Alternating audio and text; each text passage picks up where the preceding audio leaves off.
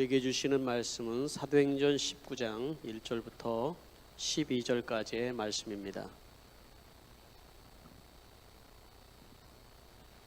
사도행전 19장 1절부터 12절까지의 말씀, 새번역 성경으로 제가 여러분들을 대신하여서 봉독하여 드리도록 하겠습니다.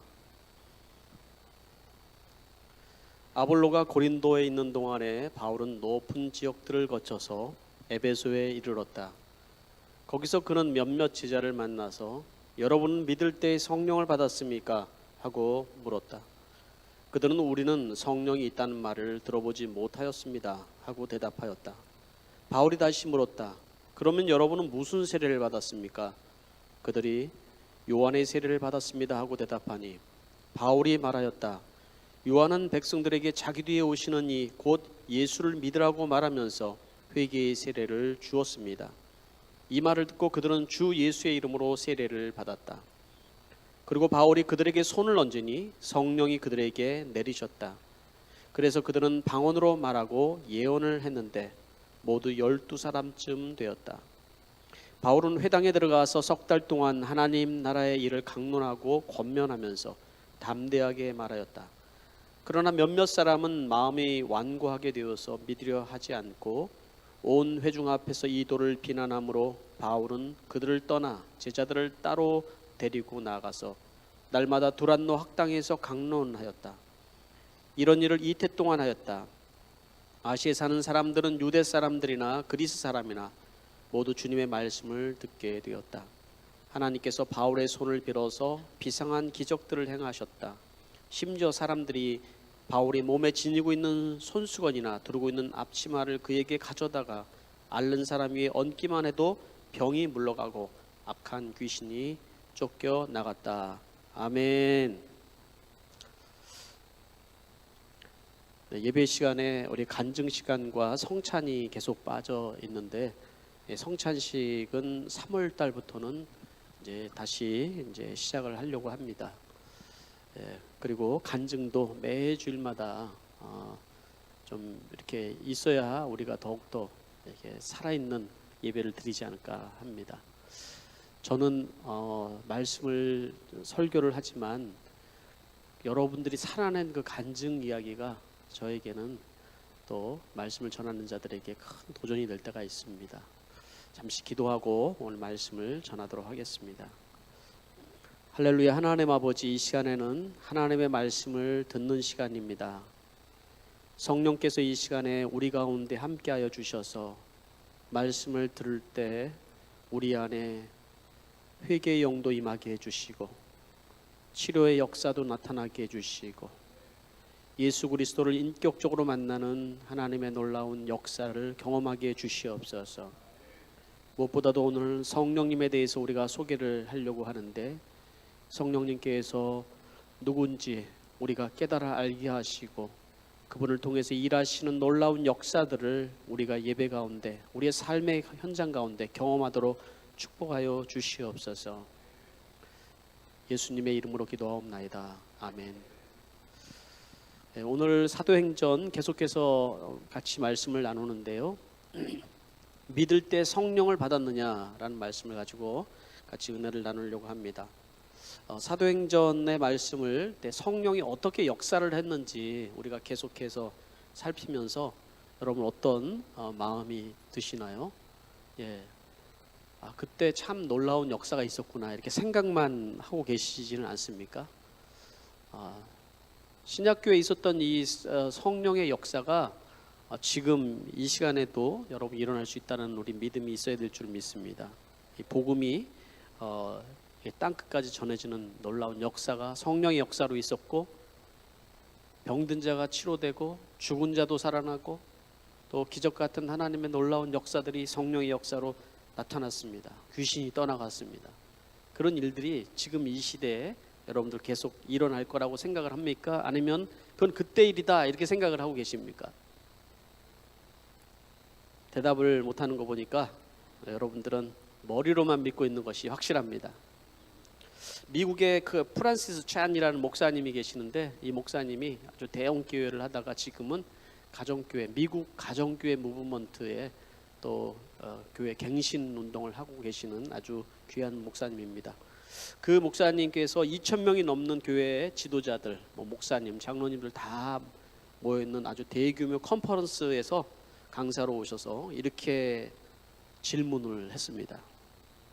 왜 성령을 믿는 사람들이 함께 모여 교회를 이루고 함께 모여 예배를 드리면서 우리 삶에는 성령의 역사가 나타나지 않는 겁니까?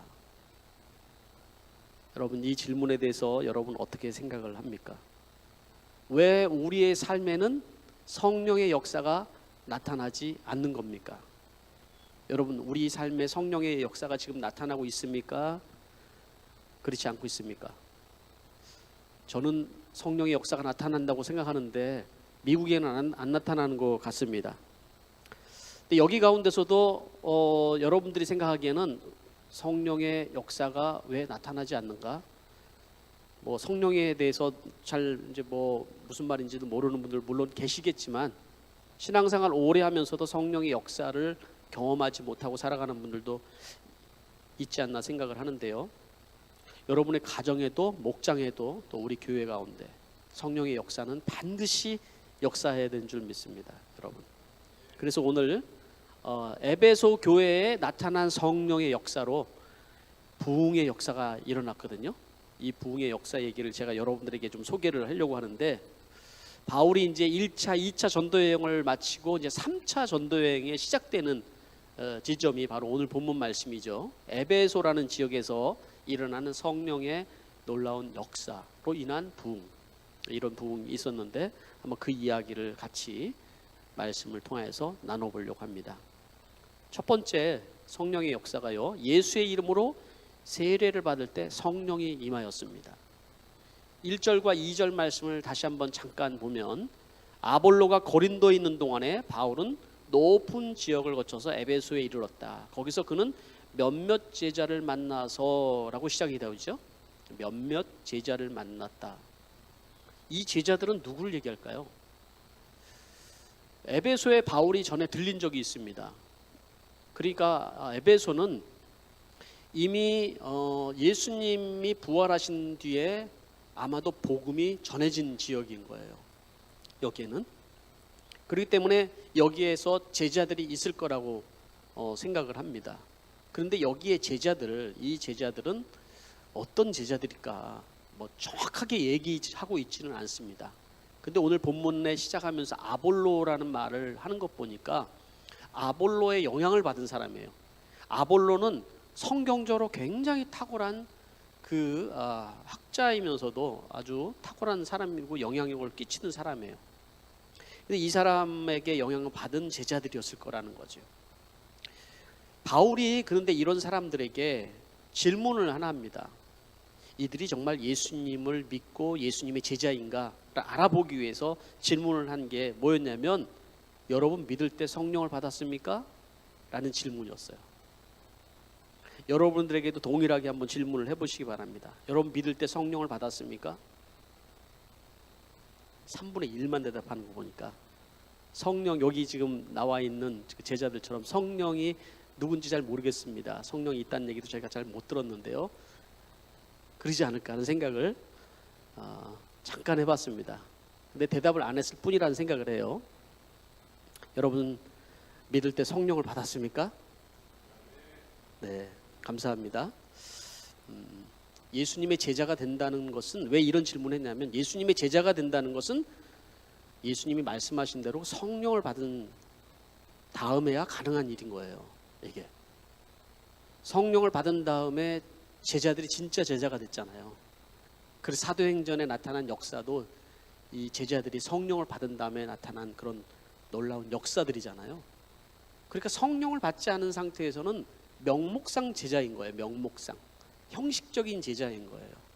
예수님께서도 성령을 받으라고 그래서 말씀하셨던 것이고, 그거를 지금 바울은 그 제자들에게 물어본 거예요. 이 사람들이 진짜 제자인가, 아니면 성령을 받아서 정말 성령을 아직 못 받아서 형식적인 그런 이제 제자. 아볼로의 영향을 받았으니까 아볼로는 성령을 모르는 사람이거든요. 그러니까 성경 지식은 탁월하고 예배도 잘 드리고 봉사도 잘하고 모든 것을 다 잘하는데 성령에 대해서는 잘 모르는 거예요. 성령의 역사에 대해서는. 네. 한번 여러분 적용을 해보십시오. 이 시대에 예수님을 믿는 크리스찬이라고 하는 많은 사람들 중에서는 명목상 크리스찬들이 많이 있다는 사실입니다. 에베소에 있는 교인들처럼 성령을 인정하지 않고 모르고 살아가는 사람들이 꽤나 많이 있다는 사실인 것입니다. 그래서 바울이 다시 질문을 합니다. 그들의 대답이 저희는 성령이 있었다는 얘기를 들어보지 못했는데요. 이렇게 하니까 바울이 그래서 이들에게 성령을 소개하기 위해서 이렇게 물어봅니다. 그러면 당신은 무슨 세례를 받았습니까? 여러분은 무슨 세례를 받았습니까? 우리 교회는 물 세례를 줍니다. 여기서 이제 이들이 대답은 뭐냐면 요한의 세례를 받았습니다. 요한이 얘기하는 그 물 세례를 받았다는 얘기겠죠. 그 세례. 여기서 얘기하는 요한의 세례를 받았다는 것은 예수의 이름으로 그들이 세례를 받은 것이 아니라 요한이 얘기한 오늘 본문 말씀에도 요한은 내 뒤에 오시는 이를 예수의 이름으로 오시는 분이 있다. 너희들이 회개하여서 그분을 만나야 된다. 그분을 기다려라. 이런 세례였던 거예요. 그렇죠? 거기까지 머물러 있는 것이죠. 성령의 세례를 받았다라는 것은 바로 예수의 이름으로 세례를 받았다라는 얘기하고도 동일한 거예요. 예, 이건 이제 교단마다 약간씩 차이는 있지만 내가 예수의 이름으로 세례를 받았다라는 것은 내가 죄인인 것을 고백하는 거잖아요. 그죠? 근데 요한의 세례만 받았다는 것은 죄인인 것은 인정하지만 예수 그리스도의 이름으로 구원을 받고 내가 정말 이 뼛속까지 내가 죄인이고 죄가 내 살이 되고 뼈가 되어서 살아가는 그런 저주받은 인생이 예수의 이름으로 구원받아서 하나님의 자녀가 됐다는 그 사실 자체가 사실은 이것이 하나님의 은혜라는 것이 믿어지지 않는 거예요. 아직 그 단계에 이르지 않는 것이 요한의 세례인 거죠. 그런데 예수의 이름으로 세례 받았다는 것은 바로 그걸 얘기하는 거예요. 내가 어떤 죄인이 구원을 받았는지를 안다는 거예요. 그거는 성령의 역사로 가능한 일인 거예요, 여러분. 성령의 역사로만 내가 예수 그리스도가 나를 위해서 죽으시고 그분께서 나를 영원한 심판에서 구원하신 분이라는 것이 이 놀라운 은혜가 믿어진다라는 거예요. 저는 여러분들에게 이런 놀라운 은혜가 믿어줄 수 있게 되길 바랍니다. 성령의 세례를 받아야지만 우리는 진짜 천국이 믿어지는 거예요. 천국이 믿어지지 않으면 우리는 온통 세상 염려와 세상 근심으로 천국의 소망이 아니라 이 땅의 소망을 두고 살아갈 뿐이라는 것이죠. 그러니 바울이 이렇게 지금 얘기하는 것처럼 여러분 요한이 얘기한 그 세례는 바로 예수 그리스도를 향한 세례였습니다 라고 예수님을 소개하고 그분의 이름으로 여러분이 세례를 받아야 되는 것입니다 라고 얘기를 했을 거예요. 그랬더니 5절 말씀에 이렇게 나오죠. 이 말을 듣고 그들은 주 예수의 이름으로 세례를 받았다. 짧은 구절이지만 이 말을 듣고 그들이 예수의 이름으로 세례를 받았다. 여러분들도 예수 영접을 통하여서 이 말을 듣고 세례를 받은 집 많이 있습니다. 예수 이름으로 세례를 받을 때 성령이 강권적으로 막 역사했으면 얼마나 좋겠습니까? 근데 그렇게 막 강권적으로 역사가 나타나지는 않았기 때문에 내가 성령으로 세례를 받았나 이렇게 궁금해하시는 분들도 물론 있을 겁니다.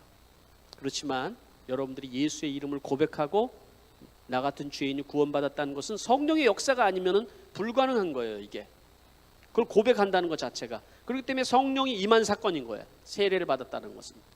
근데 그 뒤에 얘기하는 것은 뭐라고 그러냐면 6절 말씀에 이렇게 얘기해요.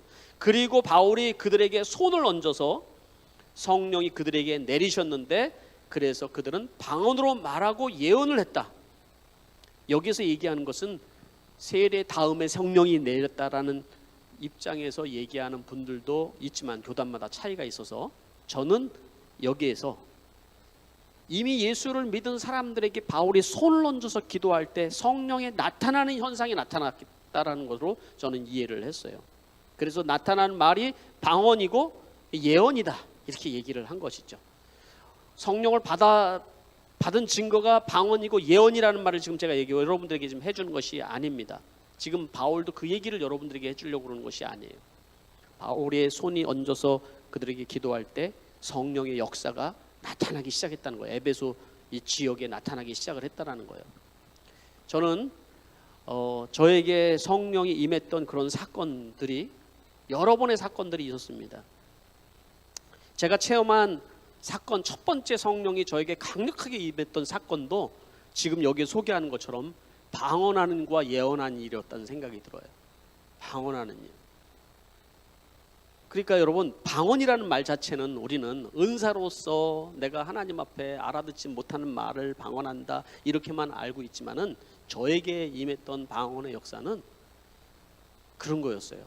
내 마음에서부터 뭔가 이 제 친구에 대한 그 안타까운 마음이 하나님이 막 부어주시기 시작을 하는 거예요. 너무 안타까운데 이 마음은 하나님의 사랑의 마음인 거예요. 그를 위해서 기도를 하는데 저 속 깊은 곳에부터 나도 알지 못하는 그런 말들이 내 안에서 막 나오려고 하는 거를 경험을 해요. 그 말들을 하는데 내 입이 감당을 안 하는 거예요. 담을 수가 없는 거예요. 이거를 말을 다. 그러니까 여러분들, 나는 기도가 잘 안 됩니다. 나 기도를 참 이렇게 입이 하면은 앞뒤 말도 안 닿고 이런 거 하시는 분들 있죠. 이렇게 얘기하시는 분 있죠. 성령이 여러분의 입술을 주장하면 달라집니다. 네? 말을 그냥 이성과 지식으로 하던 그 말이 내가 하는 말이 아니라 성령께서 내 입술을 주장하는 말들이 나오기 시작을 하는데 그 말은 사람을 살리는 말들인 거예요. 그걸 기도로 얘기를 하는데 더 이상 입술로 그걸 담을 수가 없으니까 말이 이상하게 나오기 시작을 하는 거예요. 그러니까 방언이 나타나는 이 현상만 가지고 은사적인 것만 우리가 생각할 게 아니라 여기서 방언이 나타났다는 것은 바로 바울이 기도할 때, 그들을 위해서 기도할 때 그들을 위해서 어떤 마음으로 기도를 했겠어요. 그들이 근데 그러한 역사로 그들도 방언을 받았다는 것을 얘기를 해주고 있는 것이거든요. 그러니까 방언을 받았다는 건 하나님과의 소통이 임한 거예요. 소통이 되어지기 시작을 하는 거예요. 기도를 잘하려면 하나님과 소통할 수 있는 성령이 우리 안에 여러분 자리 잡고 있어야 되는 겁니다. 그랬을 때 우리 속에서 성령의 역사로 인한 그 기도의 능력이 우리 안에 나타나는 거죠. 또 여기서 얘기를 했다라고 예언 전에 또 우리 그런 말을 하잖아. 새 방언을 말한다라고 얘기를 하잖아요. 새 방언이라는 말을 얘기하면 뭐예요? 우리의 삶이 바뀌어서, 성령으로 인해서 삶이 바뀌어서 내가 말이 사랑의 말과 용서의 말과 사람을 살리는 말과 이런 말들을 한다는 얘기잖아요. 우리 세상에서 살아가는 사람들의 말들을 보면 다 사람을 죽이는 말, 비난의 말, 염려의 말, 근심의 말들이잖아요. 그 말을 듣고 나면 계속 들으면 사람이 우울해지고 살기 힘들어지잖아요. 그런 말들이 교회 안에서 또 여러분 가정에서 넘친다고 생각해 보십시오. 성령을 받아야 새 방언이 나오는 거예요. 사람을 살리는 말이 나오는 거예요, 여러분. 예언한다는 말은 여러분 그냥 뭐 미래를 점친다 이런 얘기를 여기서 해주고 있는 거라고 생각하지 않습니다. 은사운동이 잘못된 거라는 생각해요. 예언이 그런 것이 전혀 없다는 얘기라는 것이 아니라 제가 경험한 예언이라는 것은 그런 겁니다. 하나님의 마음이 공감되어지는 거예요. 하나님의 마음이 내 안에. 어떤 형제를 바라보면서 이 형제를 향한 하나님의 마음이 막 느껴지는 거예요. 말씀을 통해서 막 풀어지기 시작을 하고 느껴지고 이 말을 해주고 싶은 거예요. 너무나도 하나님의 마음을. 그 마음을 전하는 거죠. 그게 예언인 거죠. 그 말을 들을 때 그 영혼이 살아나는 거고요.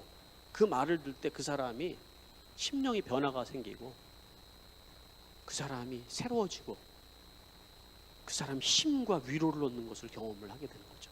이 하나님의 말씀도 하나님의 예언의 말씀이라고 그러잖아요. 그렇게 예언자들이, 선지자들이 그렇게 받은 말씀을 우리가 읽고 그 말씀을 우리가 우리의 삶에 적용할 때 우리의 삶이 변하는 거예요. 이게 하나님의 그러한 말씀이 살아서 우리 안에 역사하는 거예요. 우리 영혼을 새롭게 하는 거죠. 이 모든 것이 다 성령이 역사하는 거예요. 성령의 역사는 그래서 사람을 살리고 바로 교회 공동체를 살리는 역사로 나타나는 것이죠. 이 시대에 이러한 성령의 역사가 여러분 나타나고 있습니까? 여러분, 저는 1980년대 한국에 일었던 많은 그런 기도 운동이나 부흥의 역사들을 경험한 세대예요. 그러니까 여러분 여의도 광장에 100만 명이 모여서 기도하는 것을 경험했던 시대이고, 산 골짜기 올장마다 기도하는 사람들이 그 비 오는데도 그 비닐보다기 뒤집어 쓰고 거기서 나라와 민족을 위해서 부르짖으면서 기도했던 것을 경험했던 시대. 그런 시대를 살아가면서 여러분 그때 얼마나 단순하게 기도하고 얼마나 단순하게 믿었는지 몰라요. 그죠? 근데 그때처럼 지금 믿으라고 그러면은 너무 좀 이렇게 좀 그렇지 않아요? 이렇게 생각하는 분이 있어요. 예를 들어서 이런 거죠. 찬송을 해도 불길 같은 성령여 이러면, 여러분 우리 같이 불길 같은 성령여를 우리 5번을 빠르게 우리 박수 치면서 우리 같이 부르겠습니다. 그럼 뭐 정신이 하나도 없어요. 막 지금 아마 그러면 좀 목사님이 신비주의에 빠져가지고 좀 정신이 맛이 좀 간 것 같다 이럴 거예요 아마. 그죠?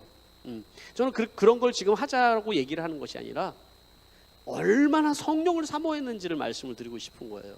얼마나 성령을 사모하면서 은혜를 사모하고 그랬는지를 여러분 말씀을 드리는 거예요. 근데 그렇게 순종하면서 그렇게 했는데 사람들이 기도하다가 막 엎어져서 통곡이 일어나는 거예요. 이런 통곡은 그 사람 평생 해본 적이 없는 통곡인 거죠. 자기가 뼛속까지 죄인이라는 사실이 느껴지면서 눈물 콧물 누구 뭐 체면 보지 않고 엎드러져서 막 떼굴떼굴 구르면서 그렇게 회개를 하고 그렇게 성령이 역사하는 현장들을 보면서 자란 세대들인 거예요. 네.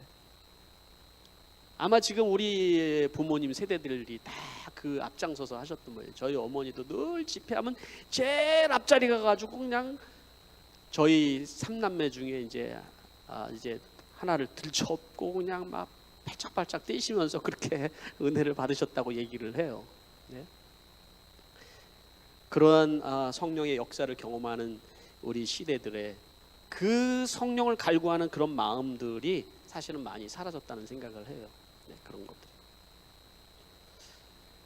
그리고 또 한 가지는 그런 사모함과 뿐만 아니라 이 영혼 구원의 현장이 사라져 버린 거예요. 영혼 구원의 현장.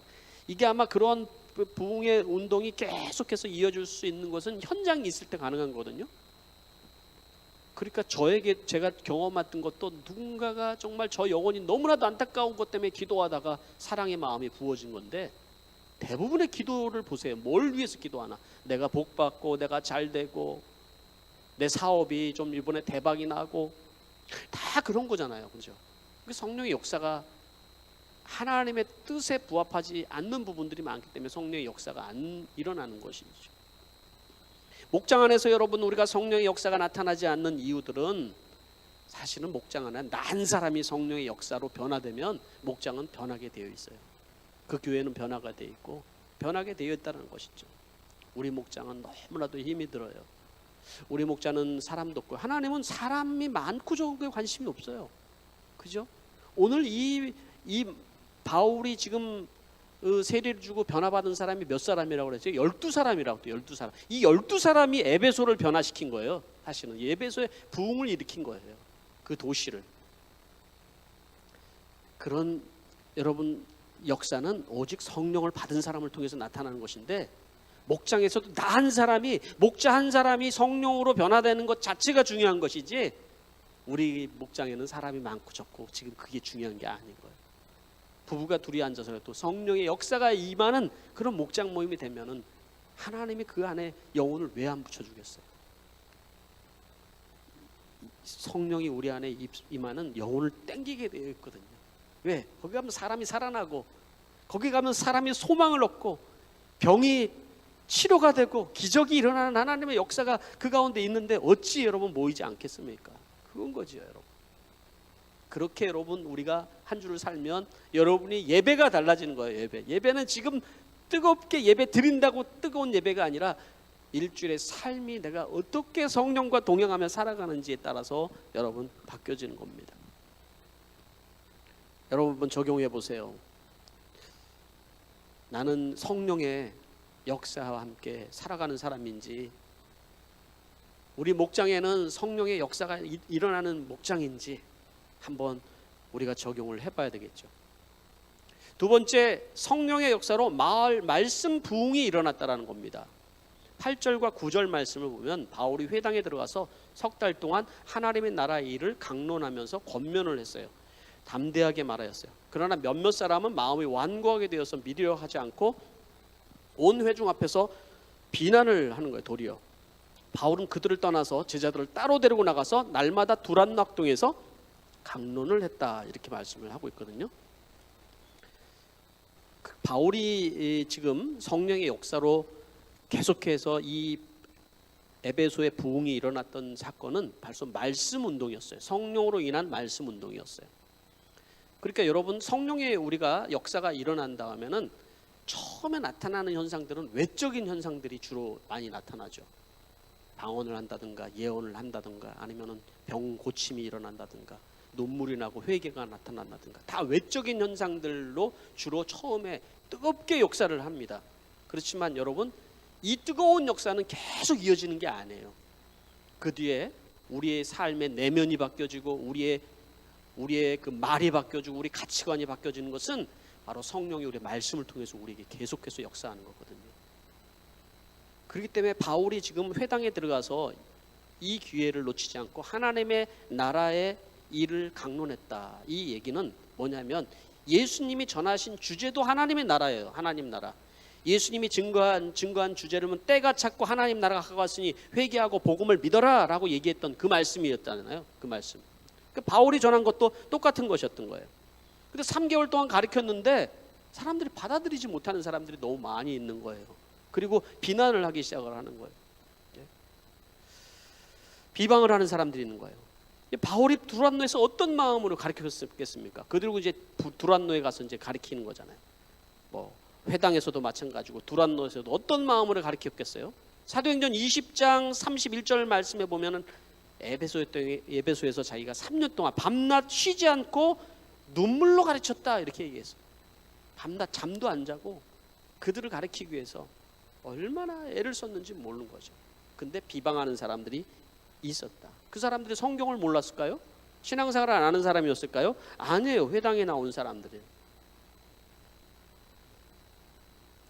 한번 적용을 한번 해보는 거죠. 내 입술에는 여러분 날마다 뭔 말이 나오죠? 비방의 말이 나오지 않습니까? 혹시나 가정이나 일터나 교회나 나의 삶 속에서 계속 비방하는 일들이 나오고 또 환경이나 뭐 이런 관계의 상처나 자존심 때문에 늘 불평하는 말이 내 입술에 달고 있다면 여러분, 성령의 역사로 말씀으로 내 이 속이 뒤집어져야 되는 역사가 일어나야 새 방언이 나옵니다.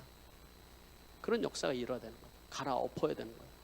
성령의 역사와 더불어서 말씀으로 내 속이 갈아엎어져야지만 되는 거죠. 우리의 삶의 현장이 얼마나 여러분 많은 과제들이 많이 있습니까? 성령이 아니면 하나님의 말씀을 붙들지 않고서는 우리가 이걸 다 감당할 수가 있습니까, 여러분?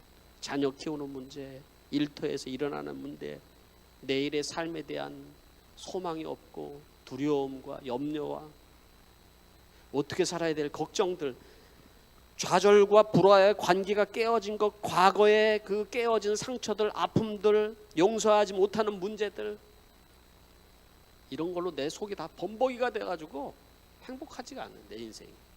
우리의 인생이 행복하지 않아요. 어떻게 하면 내 인생이 행복할 수 있을까요? 내가 누군지를 아는 거예요, 여러분. 말씀을 통해서 내가 어떤 존재이고 어떤 인생인지를 우리가 볼 수 있어야 되는 거예요. 인간적인 계산이란 머리로는 누군가를 용서할 것 같은데 용서가 안 되는 이유가 있어요. 그거는 안 돼요. 용서는 피해자가 하는 것인데 가해자에 대한 상처만 가득하고 미움이 내 삶에 떠나지지를 않아요. 성령의 역사해야만 가능한 일인 거예요. 말씀을 통해서 내 자신이 해석이 돼야 되는 건데 내가 어떤 존재인지를. 여러분의 두란노는 어디입니까, 여러분? 계속 말씀 안에 우리가 성장하고 배워야 되는 여러분 그런 두란노가 여러분들에게 있어야 되는 거예요. 우리 교회는 삶 공부를 통해서 그러한 두란노와 같은 역사가 저는 계속 일어나야 된다고 생각을 합니다. 매일 아침마다 말씀 묵상을 통해서 그러한 일들이 계속 일어나야 된다고 생각을 합니다. 세 번째는 성령의 역사로 비상한 기적이 일어났다라는 거예요. 11절 12절 말씀을 보니까 하나님께서 바울의 손을 빌어서 비상한 기적을 행하였다. 심지어 사람들이 바울이 몸에 지니고 있는 손수건이나 두르고 있는 앞치마를 그에게 가져다가 앓는 사람 위에 얹기만 해도 병이 물러가고 악한 귀신이 쫓겨나갔다. 비상한 기적이 일어났다는 거예요. 두란노에서 성령의 역사와 말씀 운동으로 운동이 일어난 그 뒤에 바울에게 나타난 현상은 이 비상한 기적 같은 역사인 거예요. 예배 시간에 바울이 손수건을 이렇게 해서 코를 팡 푸른 다음에 저기 아픈 사람이 있는 거야. 잠깐 생각을 하는 거예요. 이 코를 풀었다니까 좀 그러긴 한데 이 손수건을 들어가지고 뭐 이렇게 뭐 땀도 닦고 얼마나 지저분했겠어요. 뭐 매일 빨긴 했겠어요? 바울이 와이프도 없는데.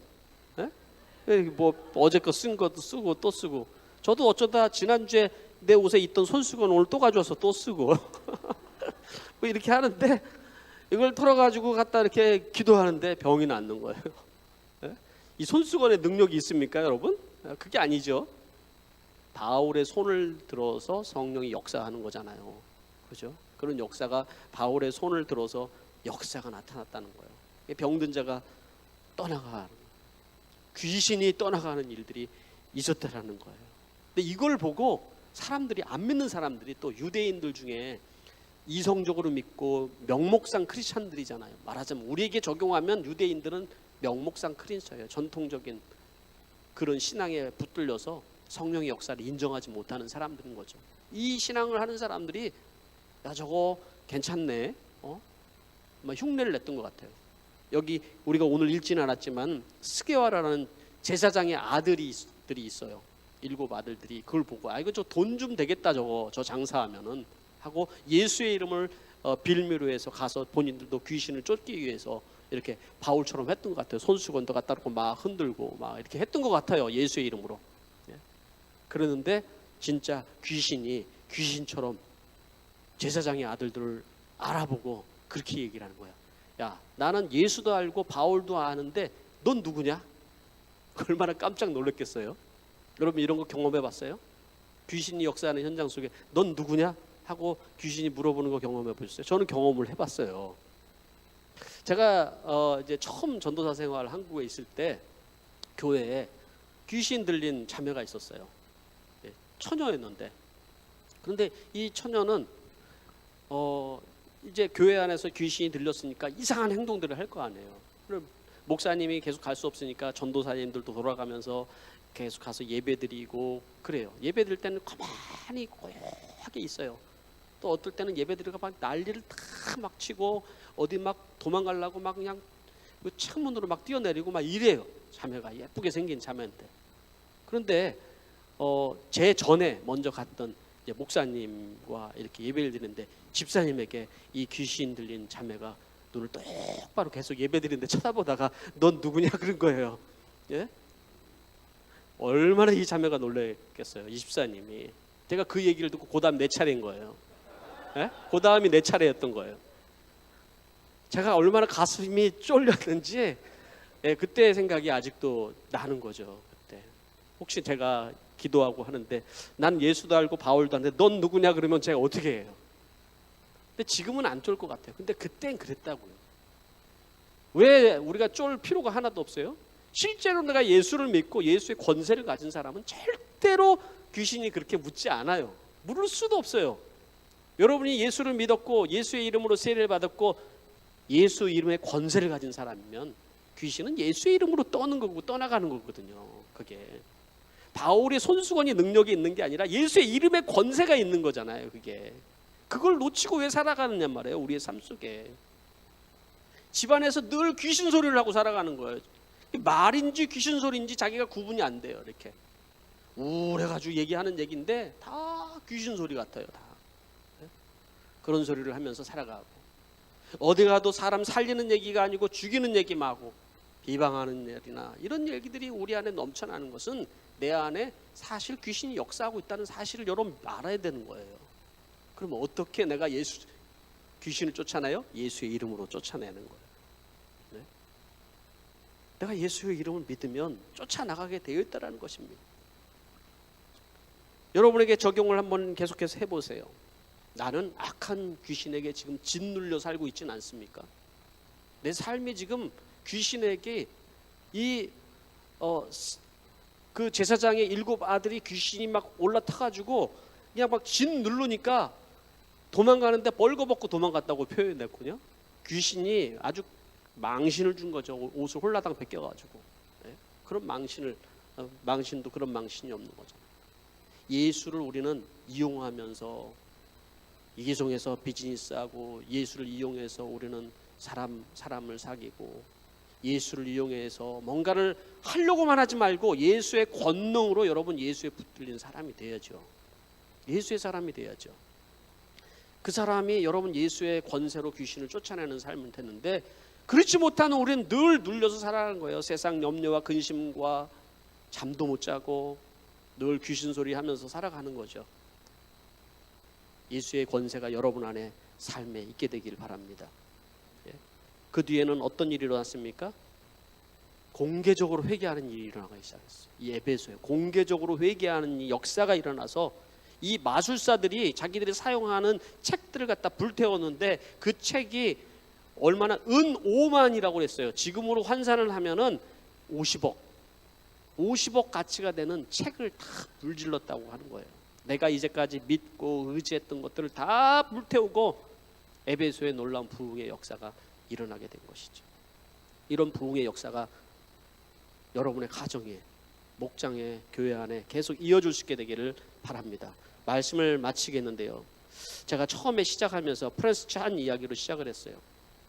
성령을 믿는 우리들이 함께 예배하는데 왜 우리의 삶에는 성령의 역사가 없는가?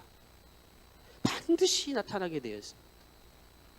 프랜스 찬 목사님이 무릎을 꿇고 그 자리에서 기도하기 시작을 했어요. 하나님, 이 시간에 어린아이와 같은 마음을 우리에게 믿음을 주십시오. 성령으로 우리가 다시 한번 회복되어지는 역사가 있게 해 주십시오. 그때 2,000명이나 되는 그 많은 사람들이 그 자리에서 회개의 영이 임하기 시작해요. 성령의 임재를 경험한 동일한 현상이 여러분들에게 또 나타나고 여러분의 삶에 나타나게 되기를 간절히 바랍니다. 기도하겠습니다. 이 시간에 우리가 먼저 찬양하기 전에 먼저 오늘 이 말씀 속에서 성령이 나에게 역사하는 이 이야기가 나에게 지금 어떻게 여러분에게 부딪히고 있는지, 성령님 말씀하시는지 여러분 하나님 앞에 결단을 올려드리는 시간입니다. 침모로 기도하지만 성령님, 나는 필요합니다. 예수 이름의 권세가 나에겐 필요합니다. 하나님의 말씀을 통하여서 내가 뼛속까지 죄인인 내가 구원받고 하나님의 자녀가 되어서 하나님 나라의 영광을 바라보며 살아가는 그 믿음이 내 안에 넘쳐흘리게 해주십시오. 이런 기도가 여러분에게 필요한 것입니다. 이 시간에 우리 하나님 앞에 결단과 헌신을 올려드리며 잠시 1분 정도 우리 침묵 가운데 기도합니다. 기도하겠습니다.